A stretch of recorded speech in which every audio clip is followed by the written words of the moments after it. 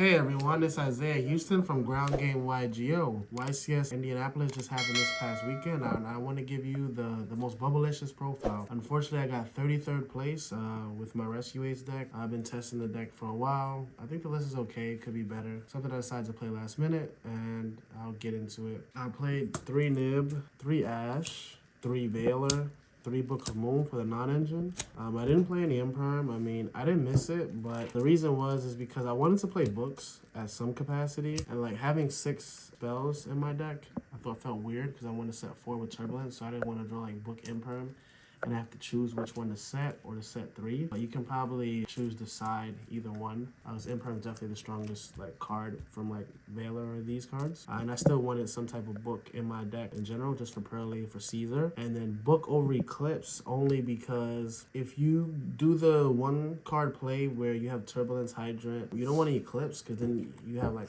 a now set Hydrant, and that's kind of weird. So book is fine, but just because I feel like you need some more like hand traps, I might just play like Imperms and decide the books. I might choose to play this going forward.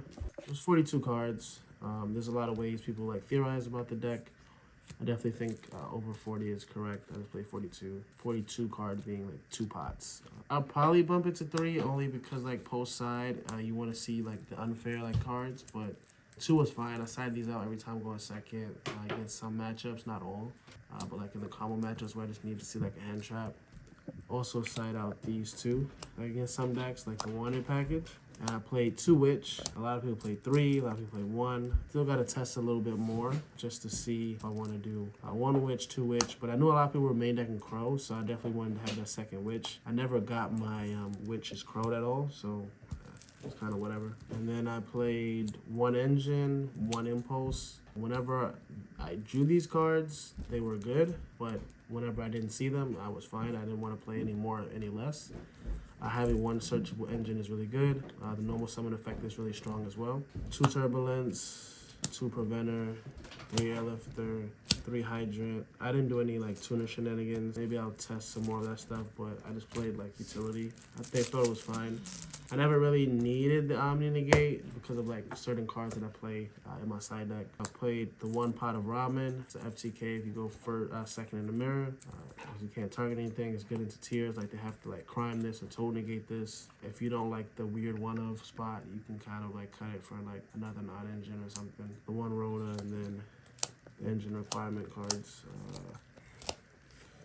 2 times I drew Emergency with no target, so that was kind of weird. That's what happens when you cut down an Impulse. I kind of knew that would happen. That was the main deck. Like I said, I would change a few things if I choose to play it, but I was happy with it. It really, a lot of times, like even if you make mistakes on your deck list, that can like matter, but it really comes down to how you play. Finished 9-2. I thought I played really well for the most part, but my tiebreaker just wasn't good enough. I sided 3 Phantasme, 3 Dro for like Vanadium. These cards were okay. They like did what they needed to do. I also played Super Poly. I got Super Poly a few times as well. And this card was okay.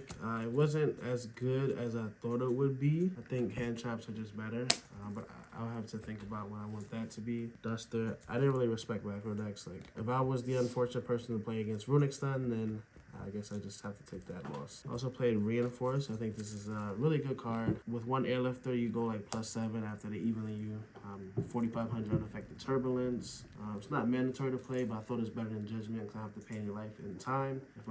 Even if my opponent storms me, I can like set the rescue rate back and still have an interruption that way. This card is just really good. When Tier mills it, you can like set your emergency and have it on their turn. That happened in my round 10 match. I'm gonna save 2 cards that I don't want to show in case I decide to play this for Richmond, but these was just like really good blowouts in the mirror.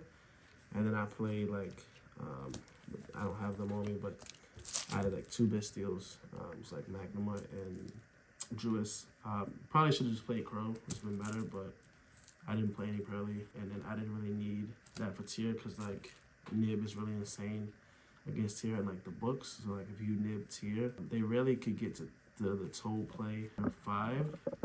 So you just nib them, and then if you have like book like on the Kaledo, that's like really strong. Crow on the Kaledo. So you just need any 2 pair of hand traps, honestly. So probably bumping that up to 12, 15 if you could probably play it is probably better mathematically. But I was happy with it for the most part. And then for the super poly targets, Mud Dragon, Garura, Dweller. I never made this card. I don't even think I'm gonna play this card anymore, but it was there. Link Karibo, Proxy F. This card didn't do much because I didn't really make this. The one time I went for the Dweller play, I got nibbed and lost the game. To try to protect the Turbulence of Imperm, I probably would have won. If I won my loss in Swiss, I could have just won by just setting 4, so you didn't have Imperm. This card is really good. Continue to play this card. It's just a good card in general. A lot of times too, you can spit out like big monsters on board. I don't know if you put like any board breaker approach, you can spit out big monsters, and then if you make this like a 4th summon, like they can't nib you. Sunlight Wolf, I almost thought about cutting this card. I had a conversation with my testing partners that this card is not really even like relevant. But if you do play, because like we didn't play Heat Soul, so if you play this card and like you don't play Heat Soul, it's kind of like weird. This card never really came up, so I still think this card's cuttable, to be honest, unless you play Heat Soul. 2 Charmers, these is what I'm going into like every time going second. Unicorn. I didn't play Celine either. I know it's pretty insane for a lot of people. Probably should have played it, but it didn't really come up either. 2 Little Knight, borrowing the other one. This actually, Bow actually came up a lot. Round 10, I drew Nib, Double Book of Moon, and my tier opponent milked 12, and I still beat him. And I knew that the only card in his hand that he could have was Nib, which he ended up having, and it kind of went into a longer match.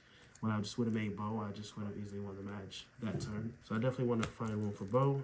And that's pretty easy because your extra deck is really flexible. If you don't play like any of the Cyber stuff or any like super polys. And then IP is really good. Just insane cards, Goddess, and access code. So yeah, I mean, I don't know if I'm gonna run it back. I really had fun with the deck, but sometimes like just drawing these cards is just weird. But that's the only thing about the deck. Other than that, the deck is like really good.